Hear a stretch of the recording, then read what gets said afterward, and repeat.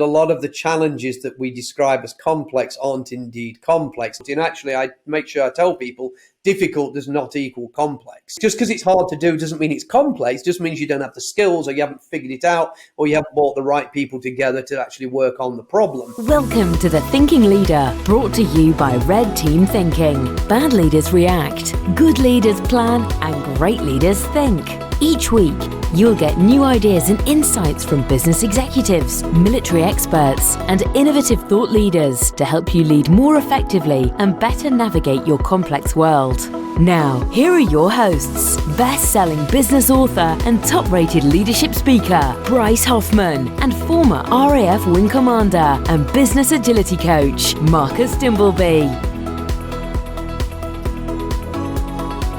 Welcome to another episode of The Thinking Leader. Marcus, who do we have with us today? We have got a gentleman I've been looking forward to chatting to for a long time. We have Nigel Thurlow joining us today. And Nigel is an expert in organizational design. He's an author, a renowned speaker who serves as a consultant to industry in business agility. And as an expert in the application of cross-disciplinary methods and approaches to accelerate business transformation, which I am all about talking about. So Nigel, welcome to the show. Well, thanks, guys. Thank you. I appreciate it. You're having me along. I'm not sure about the word expert, but we'll dig in a bit and see whether we can apply that label somewhere during the conversation. We can indeed. So Nigel, your background is quite impressive. Do you want to give us just a quick canter through of where you've come from and where we are today? Yeah, I've been very lucky. I mean, I started off as a techie decades ago and then went into project management because it paid better than being a techie, and then went into management because it paid better than being a project manager. And then I got lucky. I got hired by Toyota at some point in my project management and sort of technical management career. And they taught me probably the best 5 years of my professional career. When I first joined them, they taught me everything about the Toyota production system. I worked for people from the manufacturing side, although I didn't work on the manufacturing lines per se, but I worked with a lot of people who had been bought up in the manufacturing world. So I learned TPS extensively. Can I just jump in here and tell you that I've been a lifelong student of TPS. I know Jeff Liker well, who literally wrote the book on Toyota's production system. I've had the opportunity to sit with Akio-san and have him walk through for me, how his grandfather developed this, how Ono-san developed it, how all of this was built upon layers. And I even went to Toyota City and they took me through the archives. And I tell you, you are absolutely right. To get that privilege, to get to spend time learning the Toyota way, the Toyota production system, that's going to stand you in great stead for whatever you do, not just manufacturing. I'm jealous that you spent time with Toyota-san and talked about his family. There's two things I'll say. I should have bought my Sokios with me. If you have no idea what Sokios are, you probably know, Bryce, but a couple of years ago, just before the pandemic sort of changed the world, Akio, bless him, he had these pairs of socks made with his sort of meme on them, and they were called Sokios. So they gave a bunch out. Well, people were wearing them. Well, I kept mine brand new and pristine in the package. Bryce is going to want a pair for Christmas. I know it. One day they'll be worth a fortune, I guess. So I'll sell my Sokios when I'm old and poor. But the other thing is, in the new book with myself and my co-author, Professor Turner, I've been writing on some of our work on flow and some of the ideas we've got. I actually decided to sit down and write a whole section on lean thinking, not to extend, about 35, 40 pages. But I wanted to correct some of the misnomers and the bunkum and the nonsense that's on social media about what TPS is and what it isn't, and what Jidoka is and what Jidoka isn't, and things of that nature. And so I'm hoping fortunately I got John Shook and Charlie Protzman and others to peer review it and to edit it and to tell me. And actually John was very generous. He contributed some really cool stuff that they'd written about in one of their books from the 70s, but also some internal stuff from the 80s. He'd worked on some A3s and some of the outcomes of those A3s. So that was really an opportunity to contribute back and to sort of give people just a nice introduction to what we mean by lean thinking and its origins in TPS.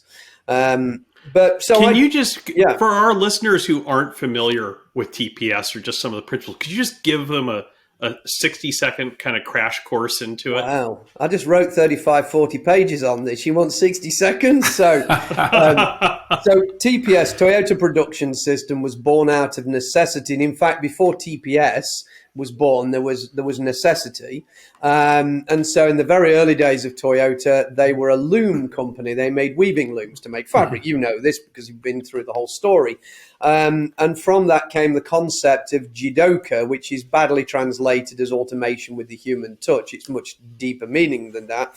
But essentially, it was the ability for a machine to tell a human operator when it had a problem, and in this case, when a thread broke.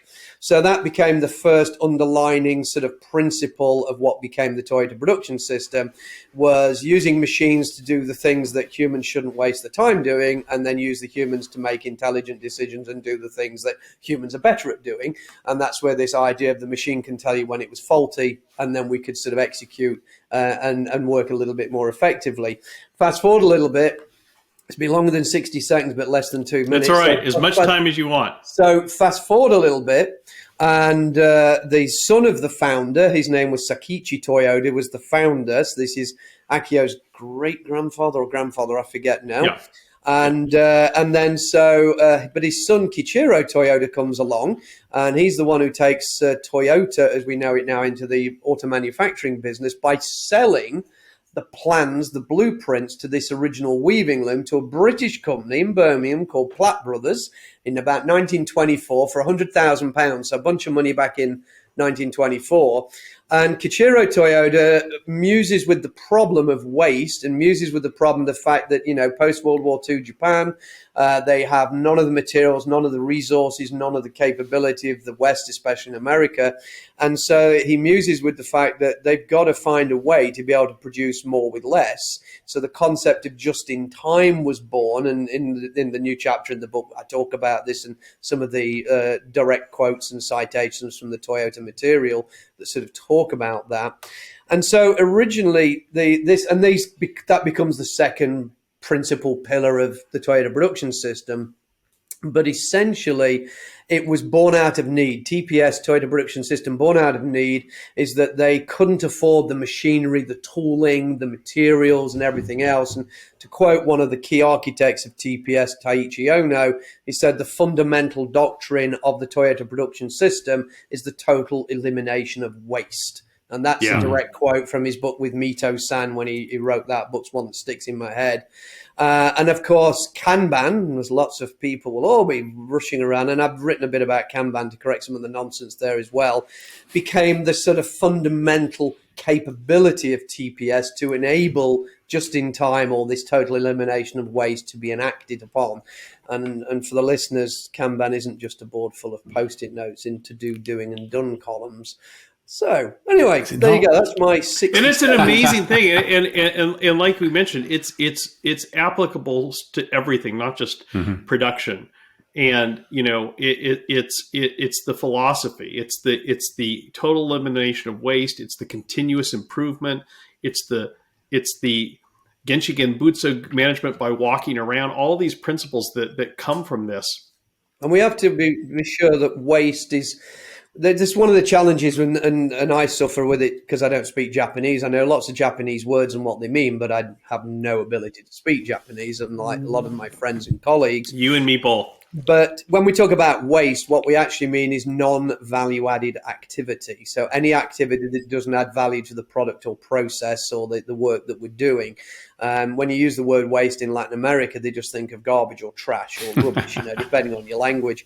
So it's important to qualify that, and sort of the understanding behind TPS is about identifying, say, the word muda, which is the Japanese word that's generically used for waste in lean circles, really talks about the uselessness and the futility of what we're doing. So when you dig deeper into the meanings, and I speak to a lot of Japanese people who understand the meanings of their own language, you start to realize it's more than just about waste. It's about really understanding the work we do, the deepness and the thinking behind the work we do, and actually understanding of futility, the uselessness, the pointlessness of some of the activity, which a lot of modern organizations would do well to focus on if we think about Absolutely. it. Absolutely. An interesting thing is one of the ways that Kichiro-san learned about this was actually by visiting Ford Motor Company's Rouge plant, famously. He came to America.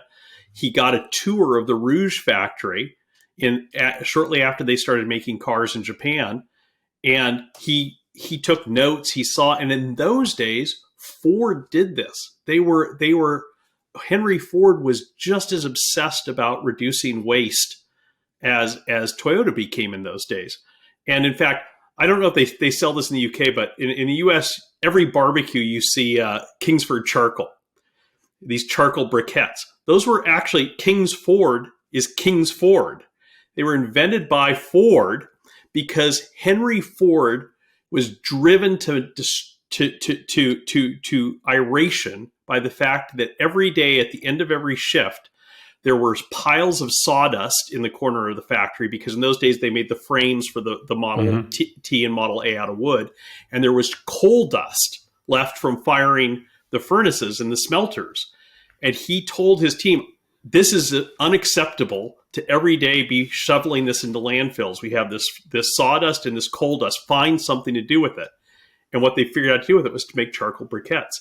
Somehow Ford lost all of that in the succeeding decades, and Toyota became the keen student. I think a lot of companies have lost that sort of philosophy of eliminating wasteful activity and repurposing and reimagining what we can do. And actually, in the work I do on complexity thinking, we talk about exaptation and the simple. The one they always use about dinosaurs with, have feathers, and feathers were originally for, displaying to get a partner, and then suddenly a dinosaur fell off a cliff and learned to fly, something like that it goes.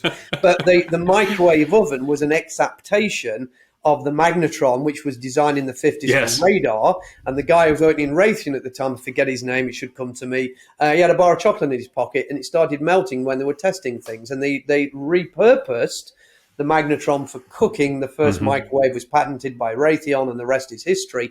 But that's an exaptation. And so it's repurposing for something it was never intended for. And a lot of innovation can come from exaptation. And what you just described was a very early example of exapting something that was seen as waste, but became a valuable commodity, a product we could sell. But I think that when I look at companies and organizations I go into to talk to today, and I talk about these principles, we see that we've been very good at creating more and more needless, pointless, futile processes to manage what ostensibly is a simple system. But we've created complexity out of simplicity. We've just, I've mused with my friend Dave Snowden that he tells me I'm wrong, but he never tells me why. But we are very good friends, thankfully. But he's far cleverer than I am. But he said, I said to him that I think all organizational complexity is human derived. That's my proposition for what I jokingly called a few years ago Nigel's law, because everybody's got a law. So I thought, well, I'll have a law. And Craig Harman had created laws, so I thought I'd create one. And I muse on that, and I challenge organizations. I said, if you remove all the humans, are the problems still complex? Or are they now relatively simple to solve? You may need a bit of expertise, which puts it into that sort of difficult category, but are they truly complex? Are we really talking, world hunger and climate change as the size of problems, or are we really talking about reasonably simple things to solve? And have we created this vast complexity by the way we built these organizations without thinking of those key principles that date back to some of the things you're saying about Kichiro and others? But, Nigel's law applies to those things as well, I would submit. This is something, I'm going to say something controversial, and we'll lose some listeners over this, but I don't care. This is something I talk about all the time. We set up problems and say they're complex problems because they're hard. Yes. Complexity is not a measure of hardness. Correct. And so, for instance, a big one in the United States is gun control. We regularly slaughter each other with assault rifles in this country, and then people wave their hands and say, oh, it's such a complex problem. It's so hard to solve. New Zealand solved it in 2 weeks. There's nothing complex about it. But to Nigel's law, the point of Nigel's law, it's the people that make it impossible to solve. The solution is clear. Yeah, and you can extend that to many different things we talk about. I try and skirt around the controversial topics in this cancellation culture we have now, that anything you say that might be wrong, you have to be so careful of. But you are right that a lot of the challenges that we describe as complex aren't indeed complex. Now, Dave has said sometimes if a team lacks skills, that can make what is ostensibly a simple problem an obvious thing complex, because we don't know what we're doing. Until we know what we're doing, then the problem is seen as complex. But that's why things like the Cynefin framework help us figure out where we are.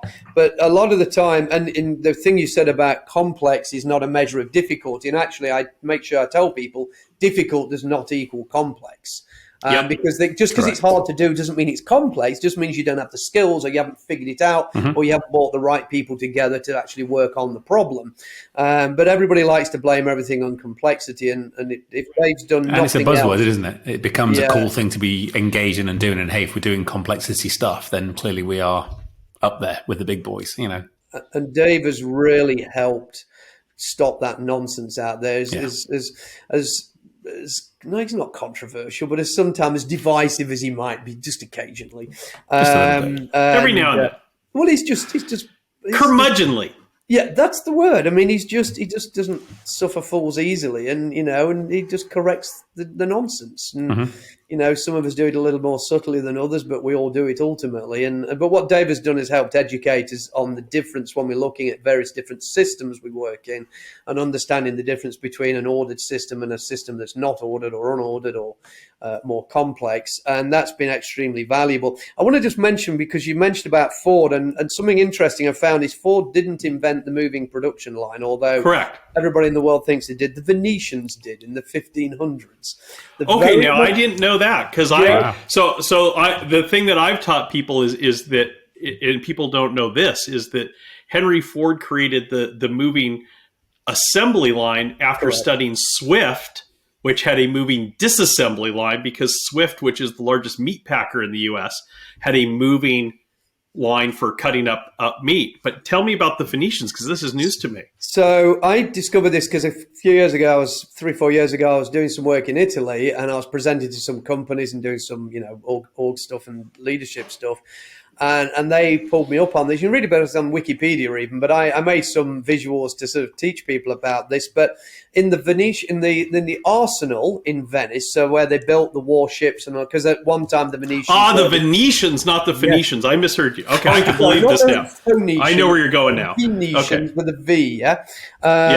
So, but they had literally a flow system under the arsenal, the canals, the rivers, the estuary, so the water would be flowing through, and they would literally assemble the ships in sequential order. So they'd start with building the hull, and they'd float the hull down to each of the stations, which would build the successive pieces. Terminology makes sense now. I forget the number, but 30,000, 40,000 people, they could build a ship a day. It was one piece flow in the late 1500s, early 1600s. And that's where the sort of the earliest known real moving production line was in operation. And they were super efficient at building ships. Absolutely fascinating. That's exactly how Henry Ford built B-24 bombers during World War II. I've been to the factory. Wow. It's since been turned down, but the Willow Run factory, the floor of the factory sloped at a slight incline from the beginning of the factory to the end, which ended in a hangar opening to a runway. Yes. And they would, as soon as they got the undercarriage on the bombers, they removed the chocks, and the incline was so perfectly created that the weight of the bomber would carry the bomber at a speed sufficient for people to do their jobs. That's incredible. Until it reached the last station where a pilot was waiting in his flight suit to jump into the cockpit and take it for its shakedown flight over Lake Michigan. That's testing and learning straight away, isn't it? The one thing Ford did teach, Toyota, I guess, was the fact that instead of the people coming to the product goes to the people. Right. And that's exactly what you just described there. And if anybody understands Kanban and TPS from a manufacturing point of view, it really is the preceding step calling for the successive step calling for the preceding step to do work or deliver something. And it really is, if you get it right, it's just this synchronicity, this beautiful ballet that just happens in these complicated production lines. Well, that's the thing, is Toyota took it to such a higher level. I've actually been on both a Toyota production line and a Ford production line. Out there, there's probably about 100 Ford Focuses out in the world that really shouldn't be out there because I worked on them, and they have screws rattling around in them. But the thing about, as you know, having worked at Toyota, is not only does the product come to them, everything that they need comes to them. Yes. So when you're attaching a mirror on an assembly line, on a Toyota assembly line, as the door comes to you that needs the mirror, a chute opens up and a little tray with the screws and the attachments that you need to install that mirror falls out. You pick it up. You use your gun to attach it, easy peasy. I installed mirrors on a Ford production line around the same time, and there I had a parts box where I had parts, boxes of 1,000 of each different types of screw, and every type of mirror had a different set of connectors, and I had to pick through, and it was not good. I had a couple of things on that specifically, but I was lucky enough to spend a tremendous amount of time in Kentucky at the largest Toyota plant in the world. At one time, the largest manufacturing assembly plant anywhere in the world before the Chinese built one a little bit bigger. And I don't have the detail on that, but I was lucky enough to spend literally hours on production lines, watching, observing, learning, studying, being taught things. And it was truly fascinating, the synchronicity of everything that's moving, the robotic machinery that's bringing parts and components just in time, it's pulling things, and as the technicians are pulling parts or components off, and it's automatically updating the Kanban, and the machines are off, the robots are off to fetch and replenish from a supermarket system internally. So it's a beautiful thing to see, and the way they've managed to take something as extensive and to most people hideously complex, but to most people in Toyota beautifully ordered, have been able to bring this thing to fruition. And my boss did once tell me that they would never probably build anything that big again as the size of the Kentucky plant, because you literally go from a roll of steel to a car and everything in between, and there's very little not manufactured on site. Seats and tires are about the only things that are bought in, and you've got this continuous procession of trucks bringing things in just enough, just in time. And when you see how all the various lines and all the various sub-assemblies and subcomponents work beautifully, it is just a fascinating thing to see. But just to that point on nuts and bolts, the one thing I learned in Kentucky and in most Toyota plants, there's a whole physical workout area, gymnasium inside the plant. Yeah. And when you first go to become a line worker, work on the production lines in Toyota, you need to be physically fit. And so you go through this whole physical training course before you're allowed to work on the line. It's like doing boot camp when you're a soldier or something. You go off to do your initial 6 weeks of basic training. It's hard work. It is hard work. It's tremendously hard work, and it's highly skilled. But what they also teach them a bunch of things like being able to reach back and feel for nuts and bolts in containers. And you can tell it's a 13 mil or a half-inch nut just by touching it, because looking back and searching for it is waste. It's non-value-added activity. So Toyota truly have taken the level of eliminating non-value-added activity to the nth degree, to the point that some people can't do it. I mean, let me tell you, the people who work on a TPS line are phenomenal people, because their level of skill and discipline is far greater than mine. I just wouldn't have the patience to do that. They're highly disciplined, highly trained, highly skilled, but they've been skilled to a level where waste is just eliminated at every possible opportunity. And of course, when you get into Kaizen and continuous improvement, and of course, Kaizen just doesn't translate to continuous improvement. But when you get into that ethos of these same people looking continuously at how to improve what they do rather than just doing what they do, they're looking constantly to improve it. You have a fantastic environment that's been created there. And that, I think, is the most important thing. That is the thing that has impressed me most when I've been in Toyota factories is, famously, a lot of people know this. Every worker has the ability to pull a stop rope on their station. Every worker gets paid a Kaizen bonus if they figure out a way to do their job or anybody's job more efficiently. When I was at one of the main factories in Toyota City, I think it was back in 2007, the plant manager proudly took me into a room that was filled with machines that had all been developed by line workers. And what these machines was part of Toyota's green initiative. They were all things that workers had figured out that they could use gravity instead of electrical power to actuate different parts of the assembly line. And the workers, as you know, they come in on the weekends on their own time and work on these things. They get a bonus. In those days, it was equivalent to like $500. It's not nothing, but it's not huge. But it's the pride they take, and recognizing that they're not just cogs in the wheel. They're part of the system. They're part of this continuous improvement process. And that is, to me, is the biggest thing that every organization should learn from Toyota. You mentioned Dave Marquette earlier on when we were chatting, and of course I was lucky enough to spend a bit of time with Dave when he was doing his turn the ship around tours and things, and he and I actually ran a small green room together at a conference, which was a lot of fun at the time. That sounds great. But when you talk about leaders' intent, because people often talk about Toyota, and it is a very command and control company, but not in the traditional sense of command and control. There's a lot of strict discipline, and if you've ever worked with a Japanese company, you'll understand why. So I often describe the command and control as top-down command, bottom-up control. And if you start to think about that from, leaders' intent, or what Dave calls commander's intent, in my work, we changed it subtly because managers and executives don't like the word commander. So we call it leaders' intent, same thing. You start to get that understanding in Toyota where there is an intent from the leaders, and that intent is expressed clearly, unambiguously, and also they give you their idea of how they think that intent would be fulfilled. So that's the leader's intent from their side. But then the intent comes up from the workers on the line, from everybody involved in designing, building, assembling, improving the products, because they give an intent of how they're going to meet the leader's intent. And that's part of how this is supposed to work.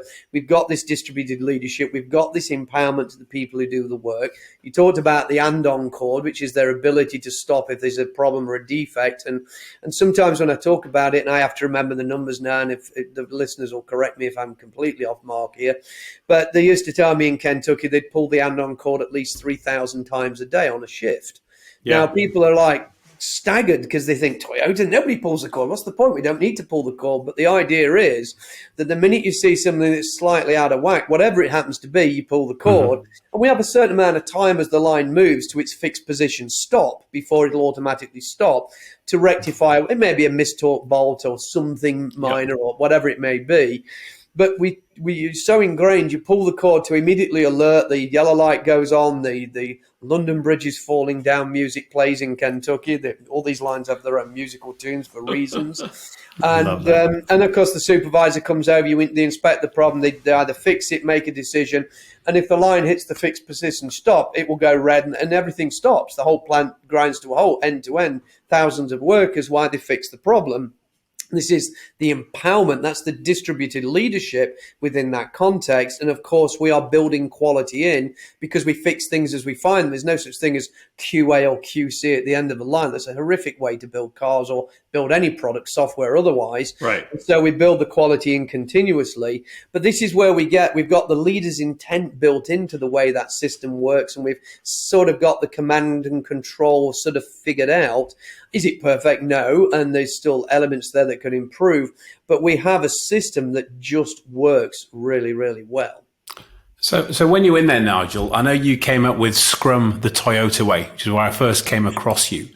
How was that evolved? Because, Scrum to many is either the silver bullet or the Achilles heel, and it goes up and down with people's opinions and perspectives. So what did you take from the perspective of your position in Toyota using Scrum as a framework, and how did you make that different So within Toyota we itself. talking at the beginning of this bit about my origin, and I said I spent a number of years in Europe in TME, Toyota Motor Europe, learning from the true experts of this, and I was very lucky to get some of the best training. It changed my life. I mean, it changed my career, changed everything I've done, and everything I do now is because of that initial period of my career, which is just one of those things. Being an expert, don't know, but I did get lucky in a lot of places and got to work with a lot of experts. So then I sort of marry an American, so I get the blue passport and, and become a citizen, and I live in the great state of Texas now. Couldn't be a better place to live, but although others will dispute that. And then I end up working with this guy who had something to do with creating Scrum. This guy goes by the name of Jeff. And I was doing some work for the state of Massachusetts, and the guy at the state of Mass who ran their PMO said, "Hey, Nigel, you're helping us out here, but we're getting trained by one of the guys who created Scrum. Do you want to come and sit in one of his courses and let us know what your thoughts are, and so you can align terminology and things with what you're coaching us with?" I said, "Yeah, it's a fantastic idea." So I went along to a product owner class that Jeff Sutherland was teaching. And in that class, he used to teach a very quick and dirty version of A3 thinking, A3 problem solving, because both Jeff and Ken are big fans of Toyota and cite it in a lot of their work. And if you know the origins of TPS and lean thinking and a lot of the techniques in there, you understand where Scrum sort of evolved out of, or at least some of the influences. And indeed, Ken says Scrum's based on TPS and empiricism from DuPont. Jeff sort of throws in a bit about fighter aviation because of his OODA loop stuff that my friend Ponch talks about a little bit. And so I ended up working with Jeff, as a consultant to his company for a while. I got to meet him. And during that first class, he brought up this A3 thing and he asked me if I'd actually say something about it. So I ended up teaching about 40 minutes in his class about the A3 and figured out some of the problems in his example. Was just a bit of fun. And then from there, built a relationship and ended up doing a lot of work with Jeff on and off over a few years. And I was in his office the day that Toyota called and said, the Toyota North America, literally down the road from where I live in Plano, Texas now, but they used to be out in Torrance, California. And they called up and said, "We've heard this stuff about Scrum. We might be interested." Now I'm paraphrasing. But I knew most of the people because I'd known them from my early days in Toyota. And I was on the call. Fast forward a bit, and I'm out in California delivering a leadership workshop to an executive group, teaching them the parallels between Scrum and sort of the TPS or the influences. And that led to an initial engagement with Jeff, which led to me actually joining Toyota again in an executive role at Toyota Connected. And then part of my work there was really to teach the people in Toyota that this thing called Scrum, which was a really useful technique for planning work, it's a planning cadence, might be useful in helping them develop their digital systems and software systems and things behind some of the awesome work they do. And what we found is the people who did TPS for a day job, they're the people in the plants, not the people in the offices. The people who did TPS who lived and breathed it just understood this and got it in seconds. They just knew what it meant and how it worked. And the way I describe it, I even described it in a Slack channel this morning. I was having a chat with some PSTs, some professional Scrum trainers, that Scrum is basically PDCA with discipline. So if you understand Plan, Do, Check, Act, and then all it does is bolt some discipline around that. And Toyota were very good at PDCA, but it was sort of more like Plan, Do, Check, Act. And I sort of said we needed a bit more. And so that was where it started. The idea started to be born. I've been very lucky. We taught Scrum in Japan. In fact, Jeff was over there at the time. So we taught Scrum in TMC. I did more work after that with them once I'd rejoined Toyota. And I taught probably 4,500 plus people across Toyota worldwide. But the Scrum the Toyota Way thing started off as a play on words. Are we doing Scrum the Toyota way, or are we Scrumming the Toyota way? I love that. That's great. But what it became in the end was, here's Scrum, fantastic thing, but it's missing a bunch of bits. And it's meant to be, they describe it as a basic framework, and which other things can be built, but it was missing some of the deeper fundamental teaching, in my view, of what was necessary to understand the why behind some of these things. So bringing TPS learning and training and fundamentals have helped explain the why, but then some of the things that Scrum brought to the party was giving the discipline around how we executed in some of the fundamentals that we got from TPS. So the two, it's never an and, it's not a one or the other. It's not an or, it's an and. So these things are symbiotic, one being predominantly based on the other, but one helping bring discipline to its fundamental origins. Oh, that's great.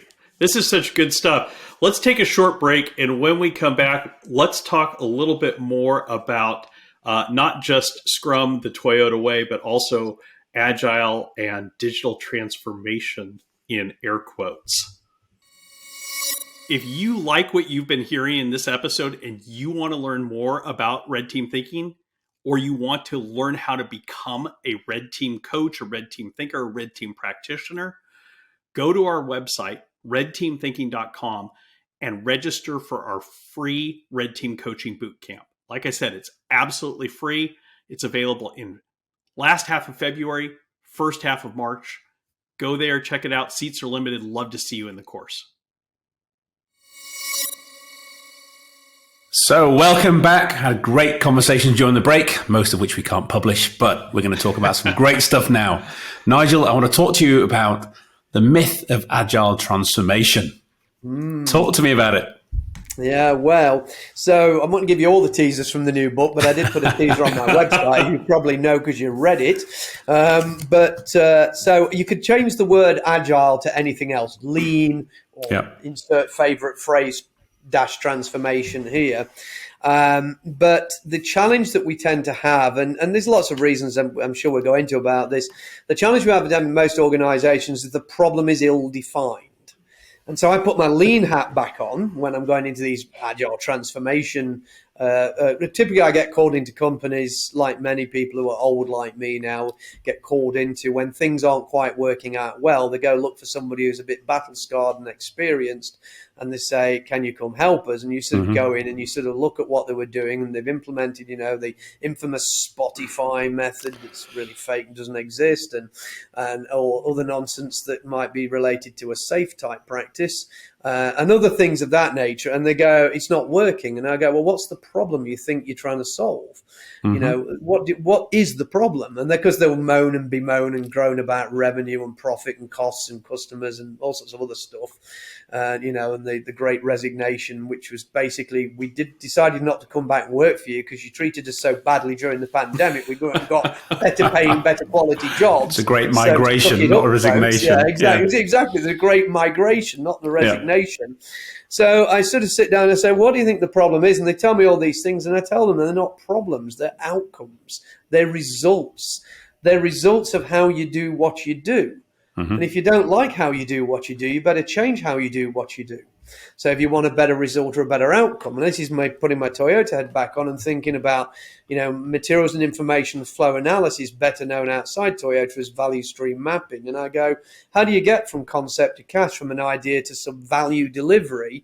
And then we start figuring out, so this, when you went and bought this thing from McKinsey or from Accenture or whoever, Deloitte, whoever, I mention them all, then I don't get accused of. Because they're all as bad as each other. But you go and you talk to one of these big consulting houses and you go, we suck. Please give us a solution. And they walk in with a bunch of PowerPoint decks, and a bunch of people are really good at writing PowerPoint decks and give you some framework they've co-opted from somebody else, like the Spotify example. Yeah. And the same decks, by the way, that they gave to your competitor a week ago. Different color. Approach, It worked. It worked in a factory, so it'll definitely work in a software development house, and of course it'll work in a hospital just as equally as well. Never do Scrum in the operating room, folks. Bad idea. People will die. So I get them to have this conversation, and I get them to start to really look at what the real problem is, because they've got this idea. They buy this PowerPoint deck, and literally, in the example I gave on my website, they really did buy a PowerPoint deck, 150 odd slides of a PowerPoint deck that told them how to run a major program, and it just failed miserably for reasons you'd probably expect. But so I really get them to look at this, and I start to say, what is the problem you're trying to solve? Because until you really understand the problem, then the problem definition is ill-defined.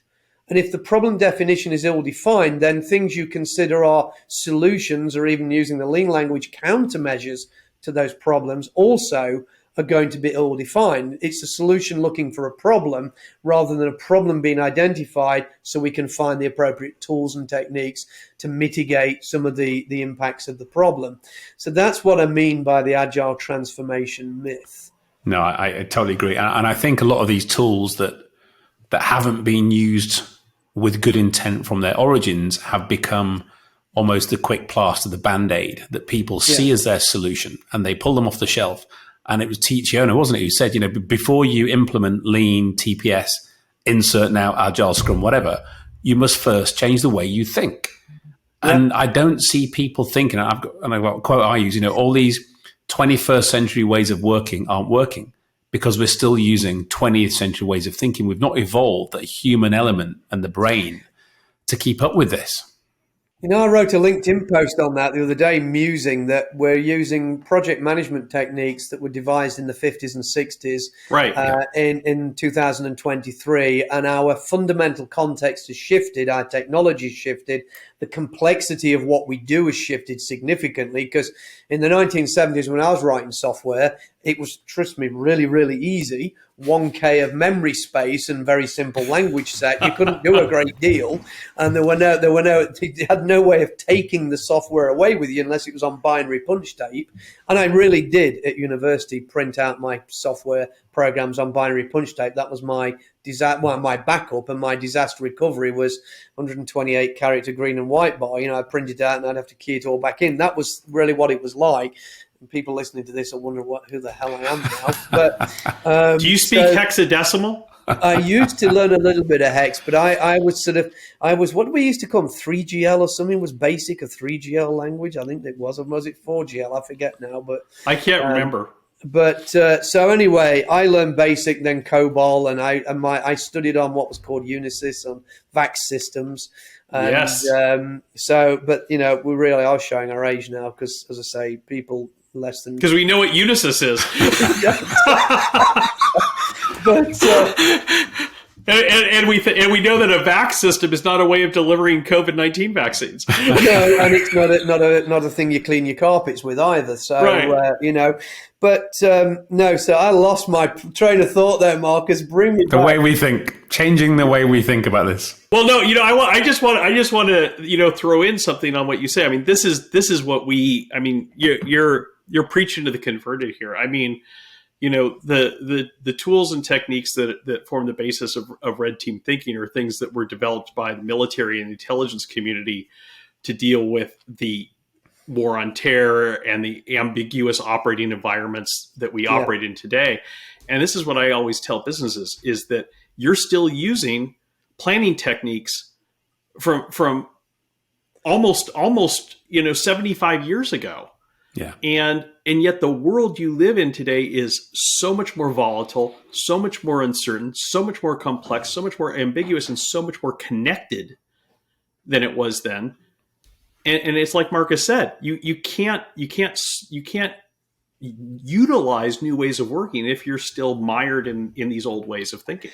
I'll throw out a shout out to my friend and colleague and third co-author in the first book we put out, which is the Flow System book, Brian Ponch Rivera, Ponch being his sort of handle and nickname from the US Navy as a F-14 fighter pilot, as a carrier fighter pilot. I have to make sure. Tomcat pilot. Yeah, exactly. The whole Air Force Navy thing. They don't, they pop it. I'm never served in the military, so all the military folks are throwing things at the screen now. But to give Punch a great deal of credit, he brought a lot of that naval thinking to the work that myself, Professor Turner, and Punch put together. And of course, red team thinking was really something we put into the Flow System. Now, you're specialists and experts in that.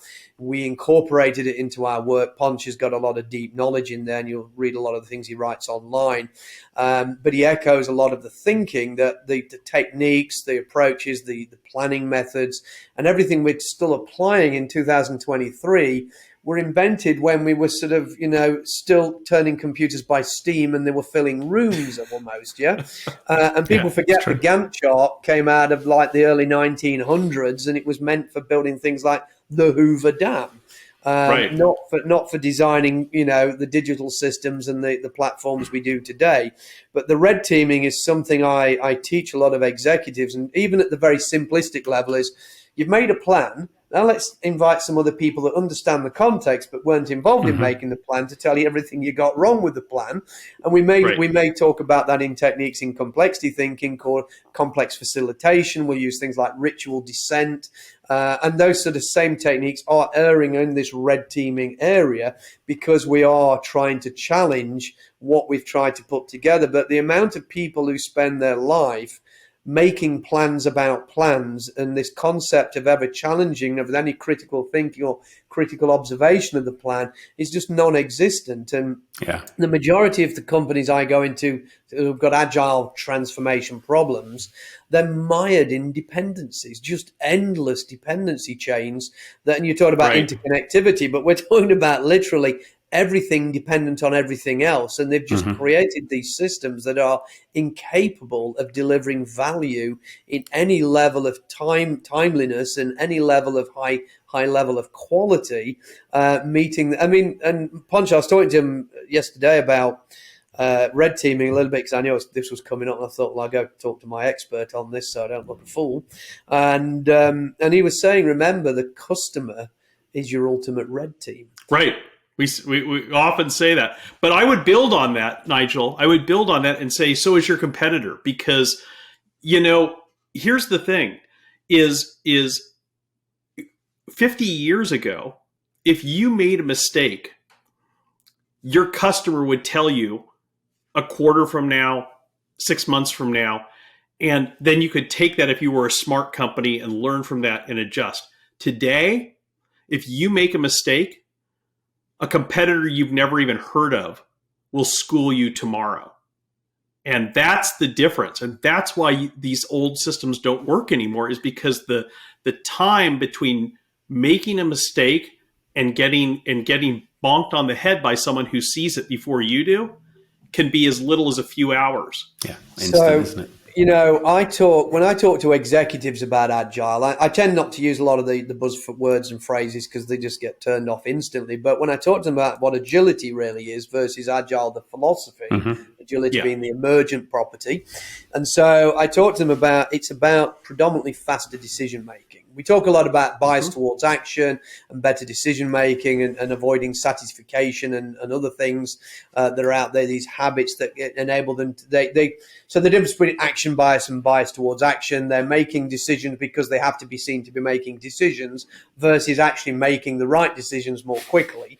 So action bias being bad, bias towards action being good, just for the listeners' delineation. Yeah, we use agile with a lowercase when we're talking about this in our work. Yeah,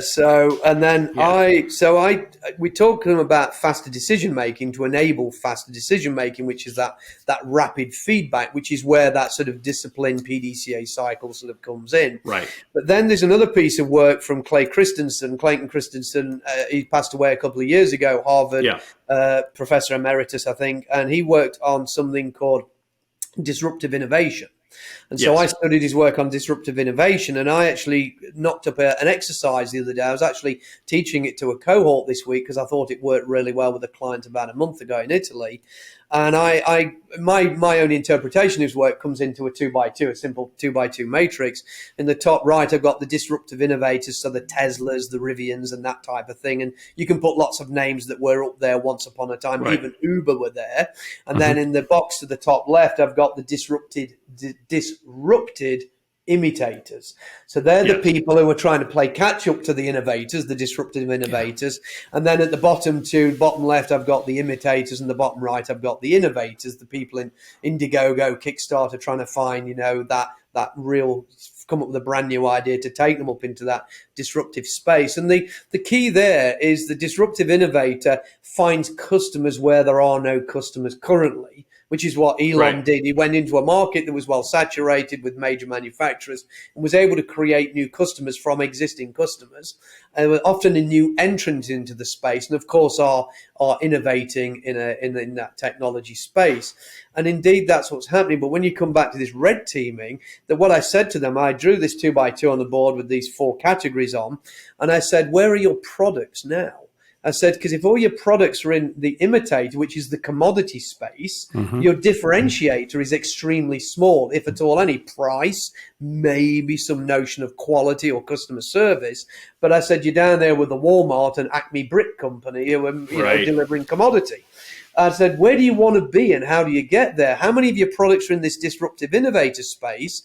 And somebody said to me the other day, do we really want to be there? Because that also, we may be taking something new to market that's volatile and unproven. So maybe we're happy in the imitator space till somebody else takes the risk. Then we'll move in with our size and capability and swallow the market. But this is part of this red teaming type of thinking. It is. And I'll tell you, to build on that, it's interesting when my book Red Teaming came out in 2017 and my publisher was planning the publicity tour and stuff like this, and they were talking about, should we do something in Silicon Valley? I said, I don't think so. I said Silicon Valley is full of people who already think disruptively like this. So let's focus on teaching these tools and techniques to in places like Detroit. And I was surprised when one of the first companies I got a call from after the book came out. I'm not going to say the name of the company, but it's a company that everybody knows and that didn't exist, 20 years ago and has completely upended an entire global industry. And I came in and I sat down with one of the founders and I told him, I said, I'm actually kind of surprised that you wanted to talk to me because you guys you're the ultimate disruptors. And he said, well, yeah, we were a few years ago. That's the point. But here's the thing, isn't it? He said, at the end of the day, if we're honest with ourselves, we recognize that we had one good idea. And it was a really good idea. And that idea changed the world. But we don't have another one right now. And if we don't figure out how to disrupt ourselves, there's another group of kids who are just like we were a few years ago who are going to blow us out of the water. That's where I put Uber, because Uber were this massive disruptor, but now they're down in the imitator space with Lyft, Grab, and everybody else chomping at the bit. And I was just in Ireland for nearly 3 weeks doing some work for a client, and in Ireland the Uber app is actually the taxi companies, because you have to be a registered taxi driver, fully licensed, fully trained, and so actually they just leverage the tech to actually give an app to be able to bring taxis to you to where you're standing, as opposed to have to find a taxi. And so really that sort of massive disruptive innovation step that they took just ebbed away and disappeared, and it's now fighting for survival in, if you want to use the Red Sea analogy, in that sort of sea of everybody else chomping for the same scraps. But being in that disruptive innovator space is really hard to stay there. Even if you get there, really hard to remain there. And I'm going to give you an anecdote the other day, and I won't name, it's a Toyota anecdote, I won't name names for obvious reasons, but I was at a wedding. You go to weddings occasionally. And while I was at a wedding, I got introduced to somebody who's a very senior person in the quality center at Toyota in North America, who's about to head out to Japan and head up a bunch of stuff in Japan.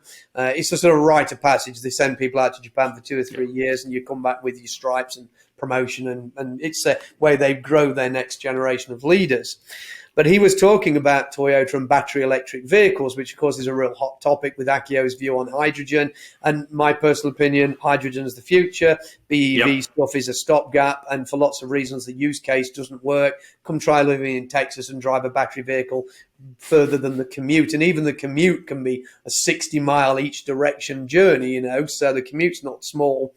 So I was talking to him about them, and he was saying that they'd bought in all sorts of vehicles from different vendors and taken them apart, as these people do. Each vendor buys each other's vendors' cars and pulls them apart and examines them. And he did say, apart from me joking, he said it in all seriousness, the Tesla ones were the worst quality and the worst junk. Oh, they're abominable. I will tell you, Nigel, I said I was still working as a newspaper journalist when Tesla started. I drove the first Tesla, and I said, I give Elon Musk credit for giving a swift kick in the pants to the auto industry and getting them moving. But this guy will never be able to produce a quality vehicle at scale. Yep. And I got death threats over this, and I've said it ever since. But so he's definitely a disruptive innovator. He was able to create FOMO beyond, fear of missing out, beyond any, an absolute obsessive fandom around his vehicles and cult. people. It's Steve Wozniak said that he's become a cult leader, which he has. Yeah, it is a cult. It really is. And criticizing them, you do get hate. I mean, the amount of hate on I'm not joking that I've got death threats. Oh, I can only imagine that, because even when I make a veiled comment on LinkedIn or something, the hate that just piles in behind that. Spews out, doesn't it? Try writing a piece for Forbes and telling him that you think that he's a total charlatan. So he definitely is what the industry needed. But now what's happened is, he's also famous for making the biggest loss in history on any company valuation, from $1 trillion to $300 billion. Maybe it was because he messed around with Twitter, or maybe it was just a consequence of the bubble starting to burst a little bit. We'll find out in due course. And he did it again. Well, this will be out in a few weeks, but as we're recording now, he did it again yesterday. Destroyed 5% of the company's shareholder value with another inane non-presentation. So what we're gonna, so he did a lot of good. But what's now happened? The anecdote from Toyota is that they've been looking at BEV, and they weren't intending to get into that space. But the hydrogen technology, and I also do some work with companies that are actually heavily involved in hydrogen development, the development of not just the regulators and the pipelines, but also the technology for creating, storing, transmission of that behind the scenes. Some big names in that industry. So it is the area everybody's investing in, of course. And so Toyota probably expected that tech to accelerate more quickly. And the reality is now, the reason they're going into battery electric vehicles is because, and I quote the guy now, they have to sell cars. So if they don't, they may lose a lot of customers to other manufacturers in this interim period. And then when hydrogen comes out, they've got to win the customers back. So let's build a really high quality battery electric vehicle that meets the requirement, still bringing out some phenomenal hybrid technology, of course, for people who need the distance journeys. And then once the technology is mature and scalable, and there was a company in Israel, I think it was in Israel a couple of days ago, announced they've developed tech that can turn seawater into hydrogen. So and that's a reasonably abundant source of water, and at a low energy cost. We don't need half the country's Bitcoin generation. That's interesting, because I remember back when I was still a journalist writing a story about some scientist who'd figured out how to do that, but at a high energy cost was the problem. So it's a bit like nuclear fusion. Once they get the cost of creating the fusion down, then it will be useful. And the same with hydrogen, and of course distribution and safety and all those things. But that's the reality, is that even the big players like Toyota need to be in the space, because they have to retain market share and have to retain the customers. And right now the customers have a demand for those products, and customer first, the fundamental principle of Toyota. Then we have to serve the needs, wants, desires of the customers if we want to be relevant, because value is perceptual, and once that perception from a customer viewpoint goes away, so does your reason to exist. But it's interesting that, and I often put Toyota, for all their magnificence, in the disrupted imitator space, because they are playing this continuous catch-up. The difference between Tesla, and I argued with Steve Denning a lot, who's a good friend of mine. I argued with him a multitude of times when he used to tout, market cap as this sort of valuation figure of Tesla. And I'm going, yes, but Toyota has a lot of cash, and they have a lot of assets, and they own a lot of, they own half of Japan, and they own most of everything that has a Toyota name on it, they own. And I said, that's a rich company. And market cap isn't a measure of the company's stability and robustness. While we need resilience, this ability to respond and adapt rapidly, we also need this level of stability and robustness, which is why they've been in business for 80 years and will continue probably for another few decades. Whereas when we look at the fragility of the Tesla model, not bringing in Taleb's work or anything on this, but looking at the fragility of Tesla, you see how you can go from hero to zero in a blink of an eye, and he keeps doing it. Maybe it's his personality, or whether he doesn't care because he's rich, or whether or not it's just that he's suffering from a limitation of his ability at that level of leadership, and he's still acting like a disruptor but now he needs to act like somebody stabilizing, like Akio, stabilizing this large company that has a lot of assets around the globe. I also question whether or not, just as a side, his decision to do the amount of scaling he did in China, because, with the America, I was talking to a friend of mine from Texas Instruments the other day, and about the major investment they're making in the US to restabilize semiconductor manufacturing here, and to bring that back on shore because of, not just because of what happened in the pandemic and the supply chain interruptions, because it's strategic now. And also because of secrecy and because of, national security issues and things. And I think to myself, hey, Elon, you went and put a whole bunch of stuff into China, and trust me, they know everything about everything you do. Oh, yeah. Every bite of 100%. that information is now there. And how's that going to impact him when China decide that Tesla, they don't need Teslas because they've got the Chinese equivalent of Tesla, and that will also destroy his dream. And I do wonder when the manufacturers start pulling out hydrogen. And I test drove, fantastic vehicle, by the way. I test drove the Ineos Grenadier yesterday. I actually went off-road in it yesterday. Nice. I'm signed up for one. And one of the things they were telling us, they already have a full hydrogen version of that, which is basically you can pull the BMW engine and trans out and drop the hydrogen plant straight in. It's literally bolt in, bolt out, and it's a hydrogen vehicle. And we know Ineos is one of the big players working in the hydrogen sort of market. And so what I wonder is where Elon's going to be and where Tesla owners are going to be 5 years from now, 8 years from now, when the technology has moved on at such a pace and the industry has really started to understand what the long-term adoption is for replacement of fossil fuel, gasoline, diesel and things, and where he's going to be with that. And that's the fragility I see in the Tesla business model. Absolutely. And Toyota is such a good counterpoint to that because, and it isn't just Toyota. I mean, it's so many of these solid, profitable, long-lasting Japanese companies. I was having lunch several years ago with one of the senior heads of Minty, the Ministry of Industry and Trade, arguably the most powerful office in Japan. And, the senior leader who I was having lunch with said to me, he said that, we'll be totally honest. He said, we've invented nothing. But when we get something, we never cease to continue to improve on it. And he says, if you look at our whole history, we brought things from China, in ancient times, then we brought things from Europe, and now we brought things from America. But everything that we get, we continue to iterate on and build on and improve on. And he said, if you look at so many Western companies, they have these home run products that change the game completely. But then they pat themselves on the backs, they light a cigar, and they go play golf. When I was living in the UK, I left the UK in the turn of the century when we clicked over to the millennium, and for lots of reasons, I'm not going back there in a great hurry. But when I used to live there, I said, America's great, but I used to say that the Brits were very good at inventing things, but really bad at exploiting them. And they'd come up with these fantastic inventions. And we used to talk about the brain drain back in the 70s and the 80s and stuff. And we had these fantastic, capable people that invented these fantastic new things. But then they were always exploited either in the States at the time or in Japan latterly and now, of course, in China, because they had the wherewithal to take them and to scale them up and to use them.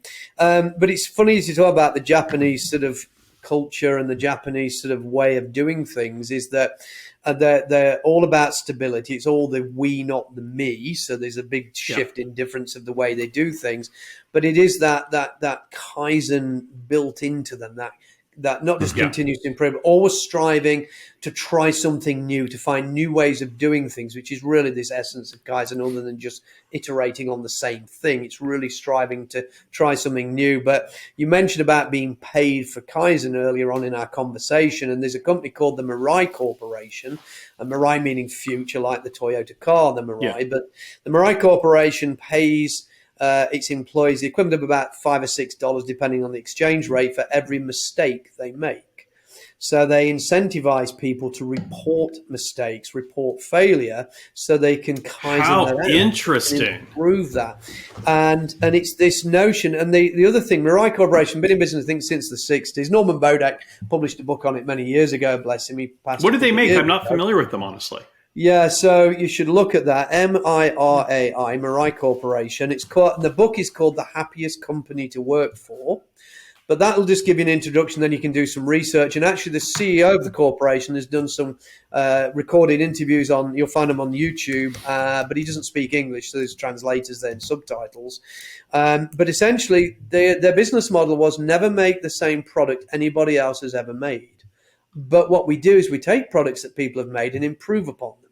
And so one of the most famous products, you go into basements in places like Google and you see all these colored pipes running underneath the basement, carrying different types of cables and whatever.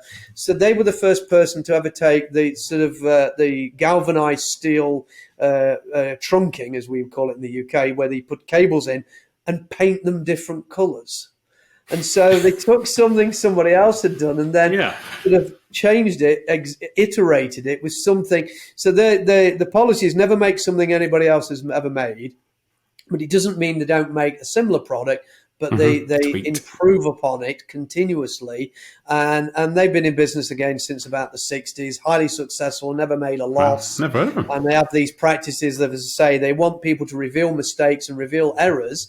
And if you think about the bad incidents of Boeing with the 737 MAX scandal, even the 787 sort of stuff that they were doing as well, that production line only just come back online after a couple of years of being out because of poor quality, because the behaviors there were all incentivized differently. Produce more as fast as you can, but the whole quality and the ability to pull the metaphorical and-on cord and speak up, stop the line, report failure was not allowed. You were not allowed to and then bad things happen, and in the worst cases, people died because this solving problems in continuous improvement sort of focus and way of being wasn't present, and your ability to red team and your ability to push back and pull the and-on cord wasn't there.